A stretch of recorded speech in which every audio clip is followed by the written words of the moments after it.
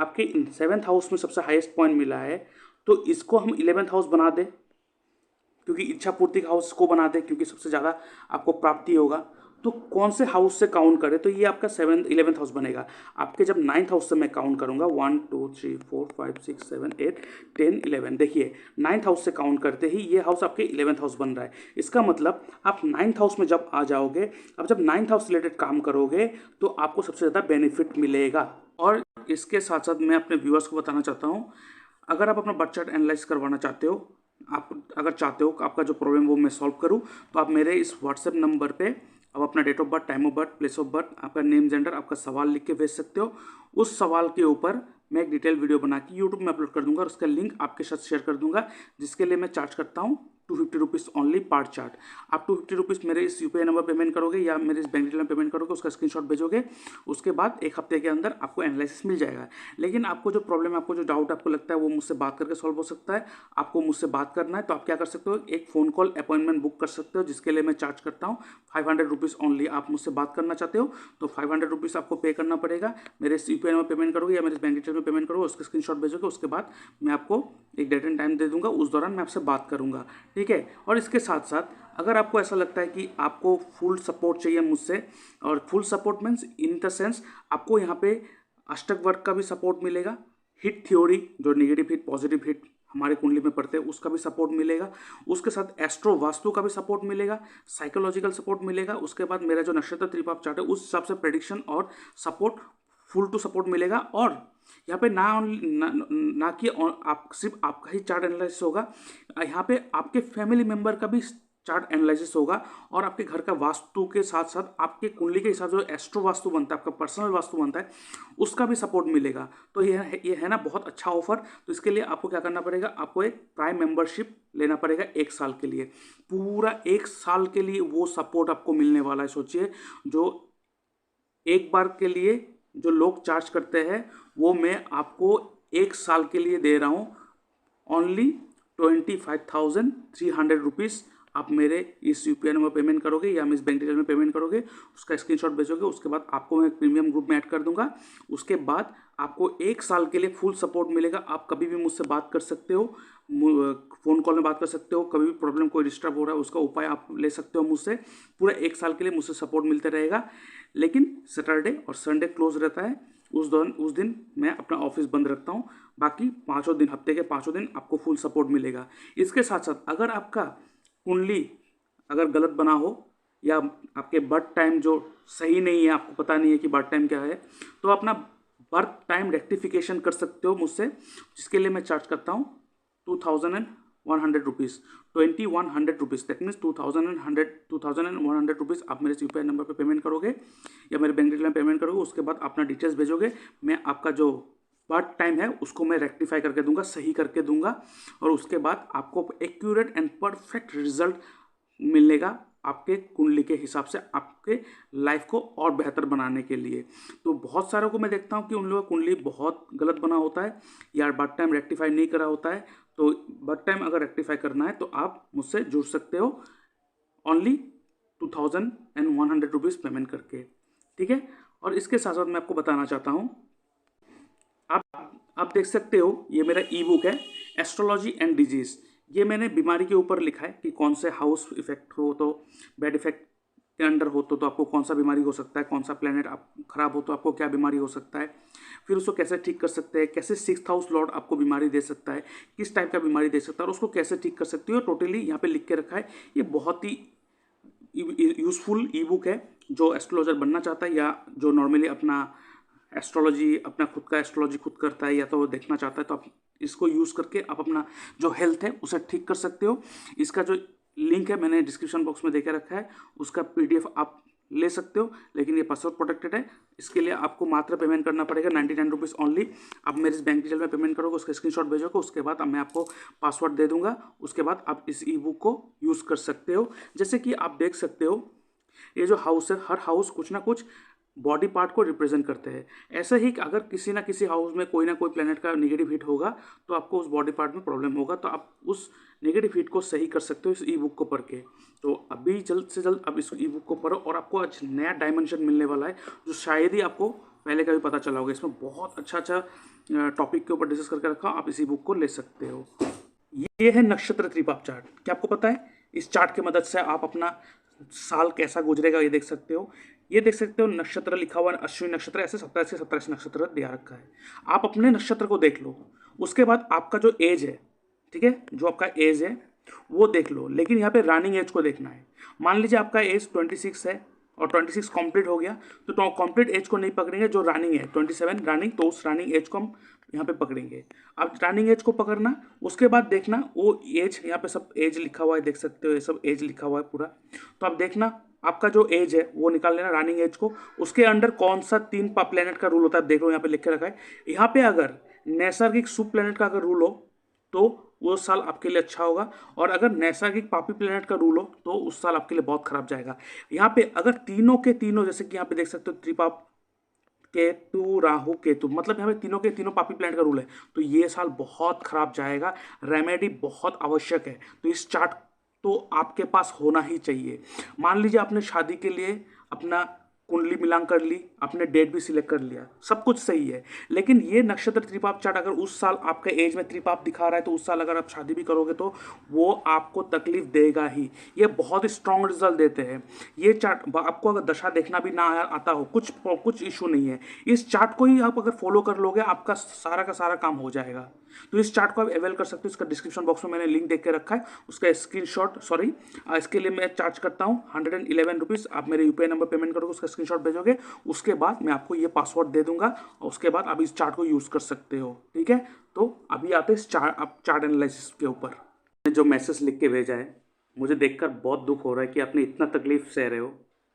मतलब मुझे सच में बहुत बुरा लग रहा है आपके बात सुनकर। आपके साथ एक्सीडेंट हुआ है, बहुत सारे सर्जरी हुआ है, बहुत कुछ प्रॉब्लम आप फेस कर रहे हो। चलिए, ऐसा होता है, क्यों हुआ है मैं आपसे को अच्छी तरह से समझा देता हूँ। सबसे पहले इसीलिए ही क्योंकि आपके हेल्थ के ऊपर बहुत बुरा असर पड़ रहा है, और बैड लक भी आपने कहा। ओवरऑल बैड लक का कारक कौन है? एक्चुअली शनि जो है वो दुख का कारक है, बैड लक का कारक है, और शनि जो हमारे कर्म का कारक भी है, ठीक है। तो एक तरफा ये अच्छे भी है, एक तरफा बुरा रिजल्ट भी देते हैं। और आपके कुंडली में देखिए शनि जो है क्या है, ज्ञाति कारक। ये क्या है, ज्ञाति कारक। अभी ज्ञाति कारक का मतलब क्या होता है? ये जो चार्ट मैंने निकाला है इसे जेमिनी जो सूत्रम कहते हैं, और जेमिनी सूत्रम के हिसाब से राहु और केतु को छोड़ के 7 प्लेनेट को कोई ना कोई एक रेस्पॉन्सिबिलिटी दिया गया है आपके जिंदगी को गवर्न करने के लिए। जैसे कि पहला जो है जुपिटर आत्मा कारक, वो आपके आत्मा, आपके पर्सनैलिटी, आपके ऑरा को गवर्न करते हैं। सेकंड जो है अमर्त्य कारक, वो मून है। अमर्त्य कारक वो प्लेनेट है जिसको रेस्पॉन्सिबिलिटी मिला है आपके लाइफ में जो आपके प्रोफेशन है और जो आपके वेल्थ है, पैसे, ये दो चीज़ को गवर्न करते हैं। भाद्र कारक जो है वो वीनस, भाद्र कारक वो कारक प्लेनेट है जो आपके राइट टाइम पर राइट डिसीजन लेने को मदद करते हैं, आपको करेज देते हैं कुछ करने का, राइट टाइम पे राइट डिसीजन लेने में मदद करते हैं। चौथा जो है वो है मातृकारक। मातृकारक वो है जो आपके 4th हाउस को गवर्न करते हैं, ये आपके सुख, आपके मेंटल पीस को गवर्न करते हैं।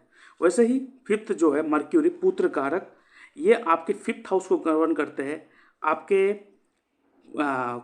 प्रोजनी को गवर्न करते हैं, ठीक है, ये सारे चीज़ को गवर्न करते हैं। और छठा जो है ज्ञाति कारक, वो आपके लाइफ में चैलेंजेस लाने के लिए इनको रेस्पॉन्सिबिलिटी मिला है, क्योंकि किसी एक को तो आपके लाइफ में चैलेंजेस लाना ही पड़ेगा। गलत करेंगे तो पनिशमेंट तो कोई ना कोई देगा, तो ये शनि को मिला है। और दर कारक जो है ये आपके स्पाउस को गवर्न करते हैं, ठीक है, आपके स्पाउस को गवर्न करते हैं, वो है सूर्य, सन जो है आपके स्पाउस को गवर्न करते हैं, आपके होने वाले वाइफ को गवर्न करते हैं। तो ज्ञाति कारक जो है वो कौन है, शनि। और शनि आपके लाइफ में चैलेंजेस, प्रॉब्लम, ये सब लाने के लिए बाध्य है। और शनि आपके कुंडली में कहाँ जाके बैठा है, आप देखिए शनि जो है वो आपके किस्मत का मालिक तो है, 9th हाउस को लेके बैठा हुआ है, लेकिन वो 8th हाउस को भी गवर्न करते हैं। कहाँ जाके बैठा है, आपके लगन में बैठा हुआ है। तो ये आपके भाग्य का कारक तो है, लेकिन वो ज्ञाति कारक भी है, और 1st हाउस में बैठा है, मतलब आपके हेल्थ को गवर्न कर रहा है। तो आप देख सकते हो एक साथ कितना चीज़ों को गवर्न कर रहा है। तो अब एक काम कर सकते हो इसके लिए, सबसे पहला चीज़ आपको ध्यान में रखना है, शनि रिलेटेड कोई भी चीज़ आप धारण नहीं करोगे गलती से भी, चाहे कुछ भी हो जाए। ना शनि का स्टोन, ना ब्लैक कलर, और आप ब्लू कलर भी धारण नहीं करोगे। ठीक है, ब्लू कलर थोड़ा परहेज करो, लेकिन उतना ऐसा नहीं कि ब्लू कलर को पहनना ही नहीं है, वो पहन सकते हो, कोई इशू नहीं है, लेकिन ब्लैक कलर को कतई धारण मत करना। ठीक है, और शनि रिलेटेड कोई भी चीज़ धारण मत करना। ठीक है, ना शनि जी को ज़्यादा पावर देना है, ना इसको लो करना है, जैसा वैसे रहना है। बस हाथ जोड़ के उनसे माफ़ी मांगना है अगर कोई गलती हुआ है तो। और एक काम कीजिएगा, आपको क्या करना है, कोई बहता हुआ नदी की चाहिए। ठीक है, ऐसे कोई नदी नहीं जो रुका हुआ है, ऐसा नहीं चलेगा, जो नदी बहता हो। ऐसे बहते हुए नदी में शनिवार के दिन आप एक काले रंग का इंक लेना, जो हम लोग लिखने के लिए यूज़ करते हैं, काले रंग का इंक, वो बहते हुए नदी में शाम के टाइम, ठीक है, जब सूर्य अस्त भी नहीं हुआ हो, थोड़ा बहुत सूर्य ऊपर है, अस्त होगा लेकिन अस्त नहीं हुआ है, ऐसे टाइम में आपको क्या करना है, उस बहते हुए नदी में एक काले रंग के जो इंक है उसे जल प्रवाह करना है। बोतल को डायरेक्ट डालना नहीं है, बोतल का ढक्कन को खोलेंगे और बोतल के अंदर जो वो काली रंग का जो स्याही है, जो इंक है, उससे धीरे धीरे धीरे धीरे जब पानी में जल प्रवाह करेंगे, उसके बाद उस बोतल को पानी में ही फेंक देंगे आखिर में। ठीक है, ये आपको करना है। और देखिए यहाँ पे क्या है कि मर्क्यूरी जो है वो आपके 8th हाउस में बैठा है, लगन का मालिक, और 8th हाउस का मालिक आपके लगन में बैठा है। इंटरचेंज किया है आपके कुंडली का जो मालिक है, 8th house and 1st house interchange है। तो ये एक आपके लिए विपरीत योग तो है, लेकिन ये आपको तकलीफ भी दे रहा है। इसीलिए मैं आपको सजेस्ट करूँगा, आपको ऑकल्ट फील्ड, ठीक है, ऑकल्ट फील्ड में आपको करियर बनाना है। क्योंकि आप देखो, शनि जो है कर्मकारक, वो केतु के साथ भी लिंक्ड बना के रखा है। केतु के साथ जो भी शनि का जब लिंक होता है, ऐसे व्यक्ति को देखेंगे, या तो इनके प्रोफेशन बहुत चेंजेबल होगा, या तो प्रोफेशन में कोई बढ़ोतरी नहीं होगा, या रुक जाएगा, अटक जाएगा, या तो देखेंगे कि वो प्रोफेशन में केतु रिलेटेड कोई काम कर रहा हो। अभी केतु रिलेटेड काम कौन सा होता है, जैसे कि सर्जरी हो गया। सर्जन, जो बेस्ट सर्जन होते हैं, जो सबसे अच्छे सर्जन होते हैं, उनके कुंडली में शनि और केतु बहुत स्ट्रांगली गवर्न करते हैं, बहुत अच्छे पोजीशन में। केतु का प्रोफेशन और क्या है, ऑकल्ट फील्ड। केतु का प्रोफेशन क्या है, law field, law background. Ketu का और प्रोफेशन क्या है, research and development, software engineering. ठीक है, उसके बाद नर्सरी, गार्डनिंग। ठीक है, ऐसे जो चीज़ें होते हैं, ये सारी चीज़ गवर्न करते हैं, कौन करते हैं, ये करते हैं आपकी कुंडली में शनि। ठीक है, और देखिए, शनि आपके कुंडली में आपके लगन में बैठा हुआ है, 8th हाउस का मालिक है, और वो भी आपके ज्ञाति कारक है। तो इसलिए आपको शनिवार के दिन कभी भी नॉनवेज नहीं खाना है। अगर पॉसिबल हो आप नॉनवेज छोड़ दो, नॉनवेज आपके लिए जहर है, आपके कुंडली के हिसाब से मैं बता रहा हूँ, ये आपको बर्बाद करके रख देगा। आप हो सके तो धीरे धीरे नॉनवेज को छोड़ दो। ठीक है, और धीरे धीरे अगर पॉसिबल, मतलब देखिए, अगर एक ही बार में पॉसिबल नहीं है तो 2-3 दिन कम करो, मतलब शनिवार को तो खाना ही नहीं है, उसके बाद मंगलवार, थर्सडे, ये 3 दिन मत खाओ, धीरे धीरे धीरे कम कर दो। अगर आप नॉनवेज नहीं खाते हो तो बहुत अच्छा है। ठीक है, और जैसे कि आपके साथ, आप कहते हो एक्सीडेंट बहुत सारे होते रहते हैं, खाली एक्सीडेंट हुआ है, आपको सर्जरी भी हुआ है आपके साथ। ठीक है, जो आपके साथ पढ़ते थे, आपके साथ चीटिंग करके वो स्कूल में लिखते थे, वो पास करते थे और आप फेल कर जाते हो। ठीक है, ये बेड लक का कार्य है, no doubt, that's for sure. ठीक है, लक यहाँ पे काम नहीं कर रहा है। ठीक है, तो इसीलिए मैं आपको कहूँगा कि आपको शनि का जो चीज़ें है उसे थोड़ा बहुत संभाल के चलना है। ठीक है, फिर आपने कहा है कि जॉब में कोई बढ़ोतरी नहीं मिल रहा है, लेकिन एक चीज़ देखा जाए तो जॉब 6th हाउस जो है वहाँ पे राहु बैठा हुआ है, तो आपके कंपटीशन के लिए तो बहुत अच्छा है। राहु है यहाँ पे, आपको आपके शत्रु को यहाँ पे दबाने के लिए बहुत मदद करेगा, नो डाउट। लेकिन आपके साथ जो हो रहा है बैड लक, ये कारण हो रहा है। आपका दशा भी देखेंगे कि आप किस कारण की वजह से हो रहा है। अभी जो आपका दशा चल रहा है वो केतु का महादशा चल रहा है, देखिए। और केतु कहाँ बैठा हुआ आपकी कुंडली में, आप देखो, केतु जो बैठा हुआ है वो आपके लगन में, सॉरी 12th हाउस में बैठा हुआ है। देखिए, मतलब ये कहते हैं ना कि करेला ऊपर से नीम चढ़ा। शनि आपका ज्ञाति कारक लगन में बैठा हुआ है, साथ में केतु का अंतर महादशा चल रहा है, वो भी 12th हाउस में लेके बैठा हुआ है। 12th हाउस क्या, हॉस्पिटलाइजेशन, एक्सीडेंट, तो आपके साथ हो गया। देखिए एक चीज़ मैं कहता हूँ, आज सिंपल से क्लियर कर दूंगा जो मेरे इस वीडियो को देख रहे हैं, इन आप लोगों को मैं कहना चाहता हूँ, एक चीज़ ध्यान में रखिए, कभी शनि राहु केतु मंगल से डरिए मत। आपको बस ये देखना है कि महादशा का मालिक कहाँ जाके बैठा हुआ है, उस घर का एट्रीब्यूट उस दशा के टाइम में उसको यूज करना है। जैसे कि केतु 12th हाउस में बैठा हुआ है, तो आपको 12th हाउस रिलेटेड कोई ना कोई कुछ ना कुछ आपको करना है। ठीक है, कोई भी 12th हाउस रिलेटेड काम करते रहना है। जैसे कि मान लीजिए 12th house is foreign settlement. ठीक है, 12th house is foreign settlement.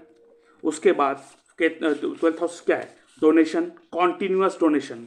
अभी केतु क्या है, केतु किस चीज को गवर्न करते हैं, केतु फकीरों को गवर्न करते हैं। फकीर जो सेंट है, ठीक है, जो फकीर है, सेंट है, जो जानवर है, ऐसे मतलब कोई एनजीओ है जहाँ पे एनिमल्स के लिए काम करता हूँ, वहाँ पे डोनेशन, जो फकीर है उनको डोनेशन करना, ऐसे। फिर केतु क्या है, केतु इस नेचर, प्रकृति।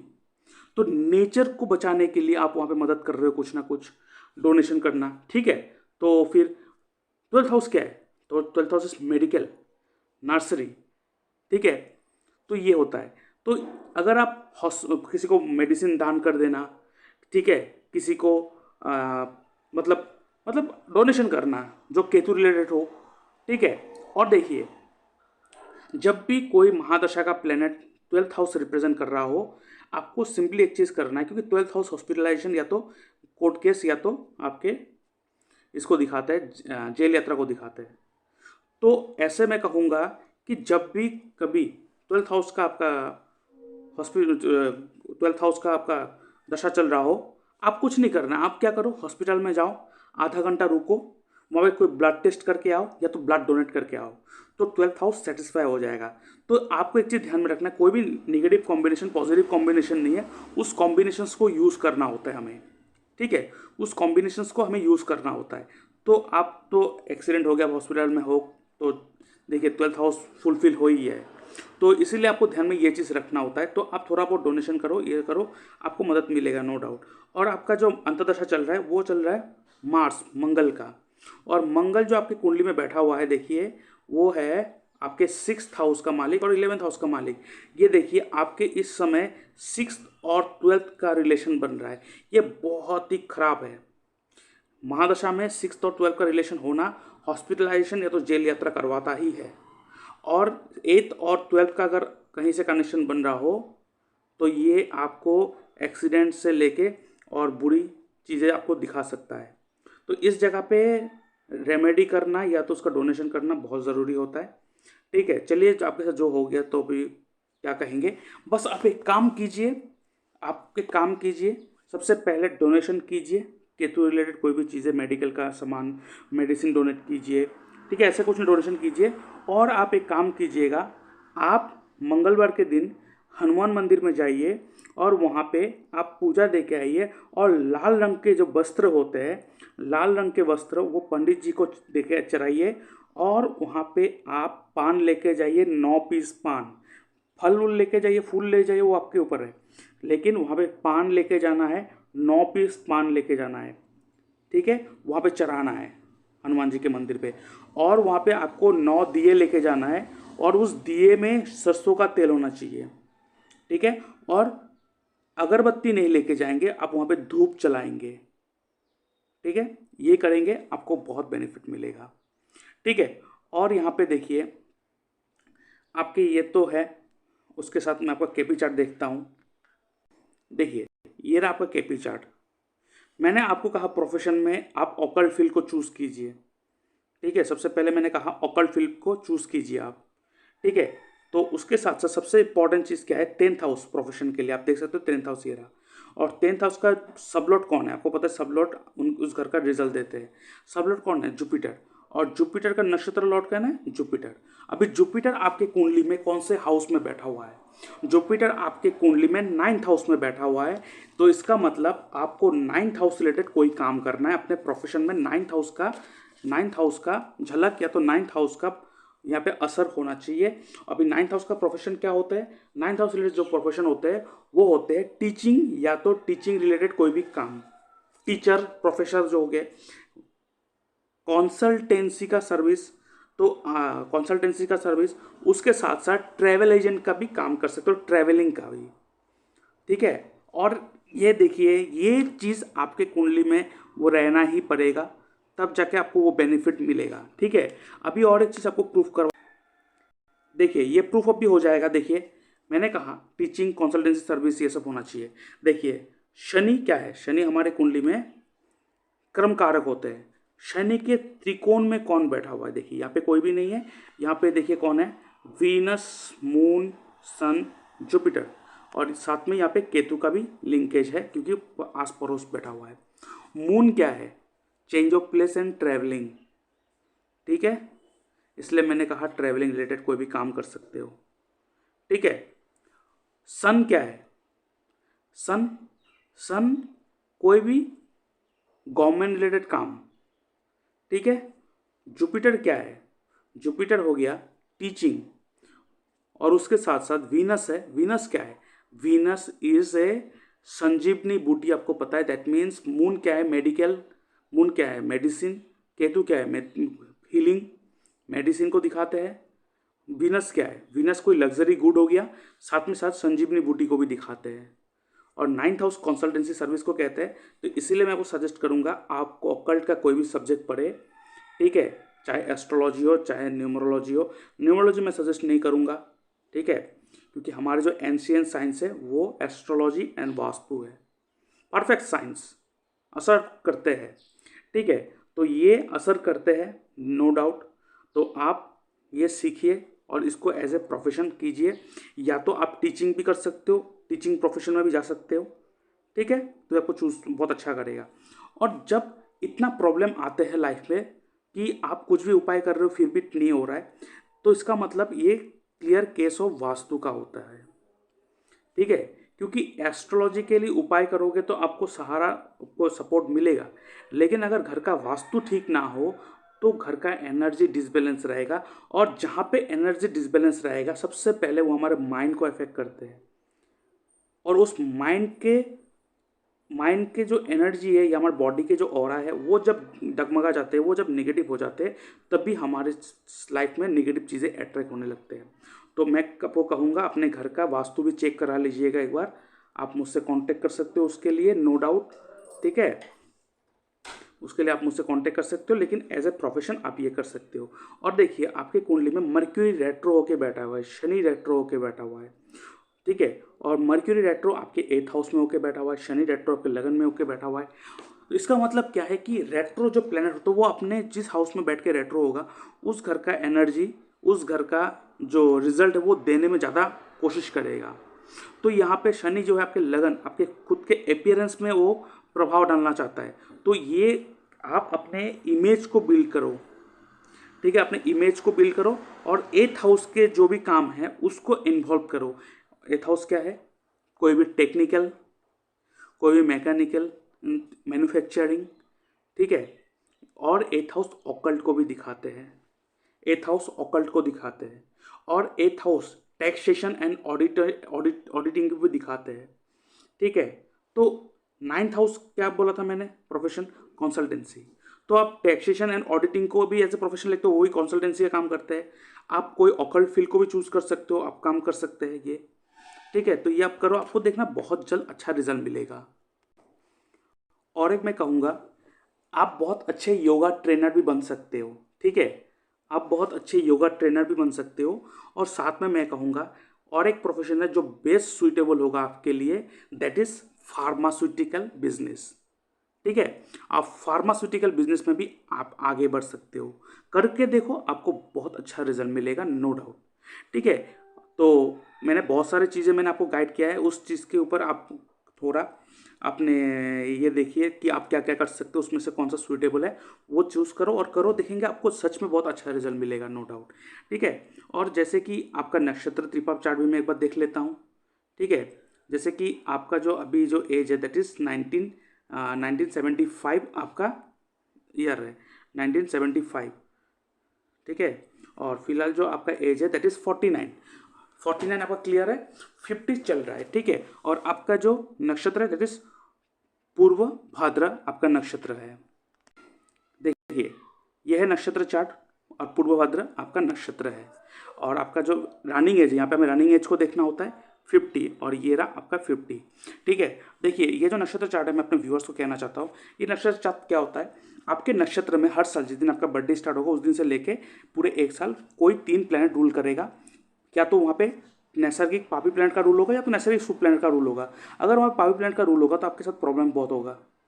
ठीक है, और यहाँ पे तीनों के तीनों का पापी प्लैनेट होगा तो ये त्रिपाप कहलाता है और ये बहुत ही खराब जाता है। उस समय एक्सीडेंट या तो बहुत बुरा लॉस होना, या तो एक ऐसा भी होता है कभी कभार नहीं तो होता ही है, जैसे कि किसी ने अपने शादी के लिए कुंडली मिलान की है, सब कुछ बढ़िया हुआ है, सब कुछ मैचिंग हुआ है, शादी किया है, लेकिन उसके बाद प्रॉब्लम हो गया। क्यों? क्योंकि जिस समय वो शादी किया है जिस समय उनके नक्षत्र में पापी प्लैनेट का रूल था, तभी भी वो इफेक्ट कर रहा है। देखिए बहुत स्ट्रांगली ये रिजल्ट देते हैं, चाहे आपको दशा देखना ना आता हो, लेकिन ये नक्षत्र त्रिपाप चार्ट अगर देख लेंगे तो आपको बहुत अच्छा रिजल्ट मिलेगा। उसके साथ साथ आपको रेमेडी करना भी बहुत ज़रूरी होता है। ठीक है, और सॉरी ये आपका नहीं है, आपका 50 चल रहा है रनिंग, ये रहा। ठीक है, देखिए पिछले कई साल से आपको बहुत तकलीफें हो रहा था। ठीक है, ये साल तो ये रहा, चलिए पिछले साल उसके आगे वाले साल मैं आपको कहूँगा। देखिए आपने कहा एक्सीडेंट हो गया, सर्जरी हो गया, बहुत कुछ हो गया, प्रॉब्लम हो गया। देखिए मैंने कहा थोड़ी देर पहले कहा था कि वहाँ पे अगर तीनों के तीनों पावर प्लांट रूल करेगा तो बहुत खराब जाता है। देखिए आज से 2 साल पहले ये देखिए राहु केतु मंगल, बहुत ही खराब एक्सीडेंट का योग। ठीक है, उसके बाद आज से 1 साल पहले पिछले साल केतु शनि केतु, फिर से तीनों के तीनों पापी प्लेनेट रूल कर रहा है। तो ये 2 साल कितना खराब गया। देखिए महादशा आपको देखना नहीं आता, लेकिन ये देख लीजिए, नक्षत्र त्रिपाप चार्ट देख लीजिए। इस चार्ट को हमेशा हर किसी के पास होना चाहिए। और जब भी कहीं त्रिपाप होगा तो घर में शिव जी का पूजा करना, बटुक भैरव जी का पूजा करना, हनुमान जी का पूजा करना अनिवार्य होता है। अगर आप ये पूजा कर लेते तो पिछले 2 साल का जो एक्सीडेंट या तो हाथ टूटना, पैरों का सर्जरी होना, ये आपके साथ शायद नहीं होता। ठीक है, इसलिए ये नक्षत्र त्रिपाप चार्ट बहुत इंपॉर्टेंट है। लेकिन ये साल जो रूल कर रहा है वो पहला रूल कर रहा है शुक्र, सूर्य और चंद्र। यह साल आपके लिए अच्छा जाएगा, आप उतना डरने का कोई नहीं है। चलिए पिछले 2 साल इतना खराब चला गया तो इस स्टेबल होने में थोड़ा टाइम लग जाएगा। ये साल अच्छा है, लेकिन फिर भी आप सोचोगे उतना अच्छा क्यों नहीं रहा, क्योंकि वो स्टेबल होने में टाइम लगेगा, लेकिन ये साल आपको स्टेबिलिटी दे देगा थोड़ा बहुत। ठीक है, ये साल आपको थोड़ा बहुत स्टेबिलिटी दे देगा, नो डाउट। ठीक है, ये साल आपको थोड़ा बहुत स्टेबिलिटी देगा, आपको इतना टेंशन लेने की कोई बात नहीं है। तो इतना टेंशन वाली कोई बात नहीं है। ठीक है, धीरे धीरे सब ठीक हो जाएगा। बस आप वो इंक वाला रेमेडी कर लीजिए, हनुमान जी का पूजा करना, हनुमान जी पे मंदिर में जाना, ये आप करते रहिए। ठीक है, हर मंगलवार। ठीक है, और आपको जो मैंने कहा वो सेक्टर में आप हाथ आजमाइए, आपको बेनिफिट जरूर मिलेगा। ठीक है, लेकिन देखिए नक्षत्र में त्रिपाप चार्ट ने दिखाया था पिछले 2 साल आपके लिए बहुत खराब था। आप देखो आपके साथ एक्सीडेंट भी हुआ, बहुत कुछ हो गया। तो ये मैं आपका गाइडेंस जो मैं आपको दिया है, आप कोशिश कीजिए कि इसको थोड़ा फॉलो कीजिए, देखना आपको जरूर आपको मदद मिलेगा। आपका अष्टवक्र चार्ट भी देख लेता हूँ एक बार। देखिए यह है आपका अष्टवक्र चार्ट। अष्टवक्र चार्ट में आपको सबसे हाईएस्ट पॉइंट कौन से हाउस में मिला है? आप देखिए सबसे हाईएस्ट पॉइंट मिला है आपके 7th हाउस में, सबसे हाईएस्ट पॉइंट मिला है। इसका मतलब आपके कुंडली में 7th हाउस का रिजल्ट बहुत जोरदार आएगा। तो आप बिजनेस करिए सबसे पहला। ठीक है, अपना खुद का बिजनेस कीजिए, लेकिन उसमें कौन से हाउस का प्रभाव होना चाहिए कि सबसे ज़्यादा आपको बेनिफिट मिले। देखिए सबसे ज़्यादा बेनिफिट या तो हमारे जो प्रॉफिट का हाउस है, गेन का हाउस है, इच्छा पूर्ति का हाउस है, कौन सा है? हमें पता है 11th हाउस। इसका मतलब 11th हाउस हमको सबसे अच्छा पूर्ति करवाते हैं। तो अगर आपके 7th हाउस में सबसे हाईएस्ट पॉइंट मिला है तो इसको हम 11th हाउस बना दें, क्योंकि इच्छा पूर्ति का हाउस को बना दें, क्योंकि सबसे ज़्यादा आपको प्राप्ति होगा। तो कौन से हाउस से काउंट करें? तो ये आपका 11th हाउस बनेगा। आपके जब 9th हाउस से मैं काउंट करूंगा 1 2 3 4 5 6 7 8 10 11, देखिए 9th हाउस से काउंट करते ही ये हाउस आपके 11th हाउस बन रहा है। इसका मतलब आप 9th हाउस में जब आ जाओगे, अब जब 9th हाउस रिलेटेड काम करोगे तो आपको सबसे ज़्यादा बेनिफिट मिलेगा।